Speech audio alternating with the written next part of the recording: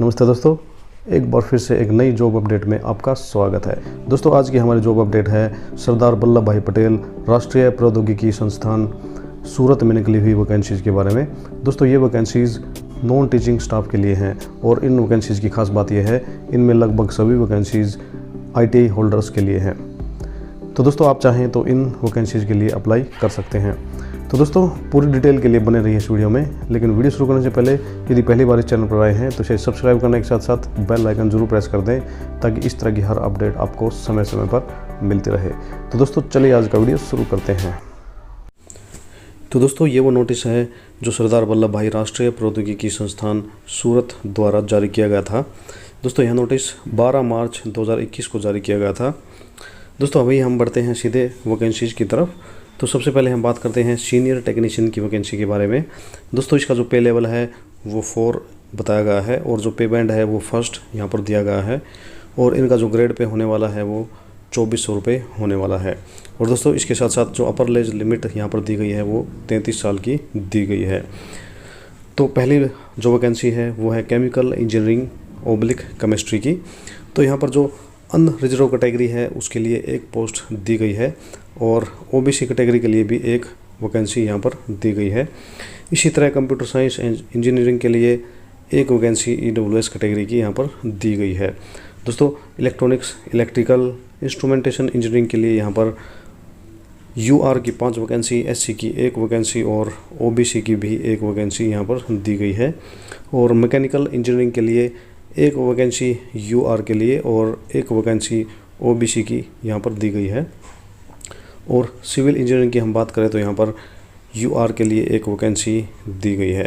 दोस्तों इसी तरीके से जो टेक्नीशियन हैं उनकी भी यहाँ पर अलग अलग वैकेंसियाँ दी गई हैं।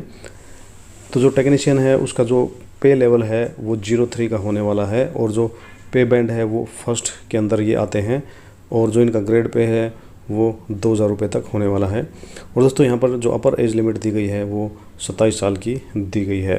दोस्तों सबसे पहले हम बात करते हैं पहली वैकेंसी के बारे में। तो यहाँ पर केमिकल इंजीनियरिंग केमिस्ट्री की जो वैकेंसी दी गई है वो UR के लिए 1 वैकेंसी दी गई है और इसी तरीके से SC कैटेगरी की भी 1 वैकेंसी यहाँ पर दी गई है। OBC की 1 वैकेंसी दी गई है। कंप्यूटर साइंस एंड इंजीनियरिंग की बात करें तो यहाँ पर जनरल की जो वैकेंसी है वो 5 दी गई है, SC की 1, OBC की 1 और EWS की भी 1 वैकेंसी दी गई है। इसी तरह इलेक्ट्रॉनिक्स इलेक्ट्रिकल इंस्ट्रूमेंटेशन इंजीनियरिंग के लिए 4 वैकेंसीज जनरल के लिए और 4 वैकेंसी OBC कैटेगरी व 1 वैकेंसी EWS कैटेगरी के लिए दी गई है। इसी तरह मैकेनिकल इंजीनियरिंग के लिए 2 वैकेंसीज UR के लिए और 1 वैकेंसी OBC कैटेगरी के लिए दी गई है। अभी हम बात कर लेते हैं सिविल इंजीनियरिंग की। तो यहाँ पर UR और SC की 1 वैकेंसी दी गई हैं। तो दोस्तों ये तो थी वैकेंसी की डिटेल। दोस्तों ज़्यादा समय न खर्च करते हुए हम सीधे बात करते हैं एजुकेशनल क्वालिफिकेशन की। तो हम बढ़ते हैं टेक्नीशियन की पोस्ट की तरफ और यहाँ पर जो केमिकल इंजीनियरिंग केमिस्ट्री की पोस्ट दी गई है उसके लिए सबसे पहले बताया गया है 10+2 साइंस के साथ हो या फिर 10+2 साइंस के साथ 60% मार्क्स होना अनिवार्य है, तो आप इसमें अप्लाई कर सकते हैं। और यदि ये क्वालिफ़िकेशन आपके साथ मैच नहीं कर रही है तो आपका 10+2 किसी भी रिकॉग्नाइज्ड बोर्ड से और उसमें 50% मार्क्स होना अनिवार्य है। और दोस्तों इसके साथ साथ 1 साल की ITI होना ज़रूरी है और वो भी केमिकल प्लांट या फिर केमिकल केमिस्ट्री ट्रेड में। दोस्तों यदि ये क्वालिफ़िकेशन भी आप फुलफिल नहीं करते हैं तो आपका 10वीं में कम से कम 60% मार्क्स का होना अनिवार्य है या फिर कोई भी 2 साल की ITI, लेकिन ITI की जो ट्रेड रहेगी वो केमिकल प्लांट या फिर केमिकल केमिस्ट्री की होने वाली है। दोस्तों यदि ऊपर की तीनों क्वालिफ़िकेशन आप फुलफ़िल नहीं करते हैं तो आपका जो डिप्लोमा इन इंजीनियरिंग है जो 3 साल की ड्यूरेशन का होता है और वो भी केमिकल इंजीनियरिंग में होना अनिवार्य है। दोस्तों अभी हम बढ़ते हैं अगली जॉब की तरफ। दोस्तों अगली जॉब है कंप्यूटर साइंस एंड इंजीनियरिंग की। तो यहाँ पर 10+2 दिया गया है साइंस सब्जेक्ट में और 60% मार्क्स के साथ उत्तीर्ण होना अनिवार्य है। और यदि ये आपके पास नहीं है तो आपका 50% मार्क्स के साथ +2 चलने वाली है और उसके साथ साथ 1 साल की ITI, वो भी किस ट्रेड में, computer operator come programming assistant, software programming, web design, hardware technician and network and ADM, information technology and system maintenance. यदि आप इस क्वालिफिकेशन को फुलफ़िल नहीं करते हैं तो आपके पास 10वीं का सर्टिफिकेट हो 60% मार्क्स के साथ और उसके साथ साथ 2 साल की ITI हो कोपा ट्रेड में, या फिर software programming, web designing, hardware technician, network and ADM, information technology, ये सब। और दोस्तों यदि ये भी ट्रेड आपके पास नहीं है तो आपका डिप्लोमा इन इंजीनियरिंग जो कि computer science and engineering information technology किसी भी गवर्नमेंट पॉलिटेक्निक से हो। तो दोस्तों अभी हम बढ़ते हैं अगली वैकेंसी की तरफ, और यहाँ पर इलेक्ट्रिकल इंस्ट्रूमेंटेशन इंजीनियरिंग की वैकेंसी दी गई है। और दोस्तों सभी वैकेंसीज की तरह इसमें भी 10+2 विद साइंस 60% के साथ मांगा हुआ है। यदि आपके पास ये सब नहीं है तो नीचे जो भी क्वालिफ़िकेशन यहाँ पर बताई गई हैं, जैसे कि 10+2 विद 50% मार्क्स के साथ, और यहाँ पर जो भी ट्रेड दी गई हैं जैसे कि instrument mechanic, electrical, wireman, electronic mechanic, electrician, electronic system maintenance.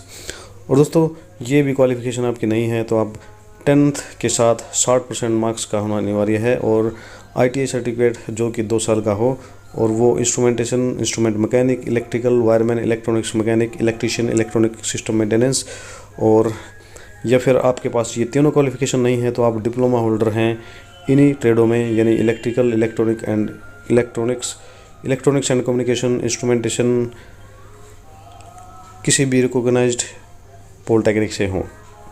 दोस्तों इसी तरीके से जो मैकेनिकल इंजीनियरिंग की पोस्ट यहाँ पर दी गई हैं इसमें भी सेम वही चीज़ें यहाँ पर दी गई हैं, लेकिन यहाँ पर जो ट्रेड दी गई हैं वो हैं welder, Turner, machinist, mechanic diesel, pump mechanic, refrigerator and air conditioning, mechanic, fitter, CNC operators. तो दोस्तों इस तरीके से आप अपनी क्वालिफ़िकेशंस यहाँ पर देख सकते हैं। इसी तरह जो सिविल इंजीनियरिंग ट्रेड है उसके लिए भी यहाँ पर 10+2 विद साइंस, और ये चीज़ नहीं है तो +2 के साथ आपका 50% मार्क्स होना अनिवार्य है, और इसके साथ साथ प्लम्बर और सर्वेयर ट्रेड में आपकी ITI होना अनिवार्य है। यदि आपके पास ITI नहीं है तो आप डिप्लोमा इन इंजीनियरिंग जो कि 3 साल का होता है और सिविल इंजीनियरिंग के लिए आप यहाँ से अप्लाई कर सकते हैं। तो दोस्तों इसी तरीके से जो सीनियर टेक्नीशियन की पोस्ट हैं उसमें भी सेम इसी तरीके की जो क्वालिफ़िकेशन है वो दी गई है। यहाँ पर जो केमिकल इंजीनियरिंग की बात कर लेते हैं तो 10+2 विद साइंस 60% मार्क्स के साथ, उसी तरीके से यदि साइंस के साथ नहीं है तो 50% मार्क्स के साथ, और केमिकल प्लांट या फिर केमिकल में जो आपकी ITI है वो होना अनिवार्य है। दोस्तों इसी तरीके से कंप्यूटर साइंस एंड इंजीनियरिंग, इसके लिए भी सेम वही चीज़ें हैं जो ऊपर बताई गई हैं। तो दोस्तों आप भी इन डिटेल्स को पूरा पढ़ सकते हैं। आपका इस PDF फाइल का लिंक इस वीडियो के डिस्क्रिप्शन में भी आपको शेयर कर दिया जाएगा। दोस्तों इस वेबसाइट का ऑफिशियल लिंक भी आपको इस वीडियो के डिस्क्रिप्शन बॉक्स में मिल जाएगा। तो दोस्तों मैं आशा करता हूं कि मेरे इस वीडियो द्वारा आपकी सरदार वल्लभ भाई राष्ट्रीय प्रौद्योगिकी संस्थान सूरत में निकली हुई वैकेंसीज़ के बारे में क्वेरीज दूर हुई होंगी। दोस्तों यदि आपकी क्वेरीज दूर हुई हैं या आपको मेरा वीडियो पसंद आया है तो कृपया इसे लाइक व शेयर जरूर कर दें, और दोस्तों चैनल पर नए हैं तो सब्सक्राइब करने के साथ साथ बेल आइकन जरूर प्रेस कर दें ताकि इस तरह की हर अपडेट आपको समय समय पर मिलती रहे। तो दोस्तों आज के लिए वीडियो में इतना ही, मिलते हैं अगले वीडियो में, तब तक के लिए वंदे मातरम, जय हिंद।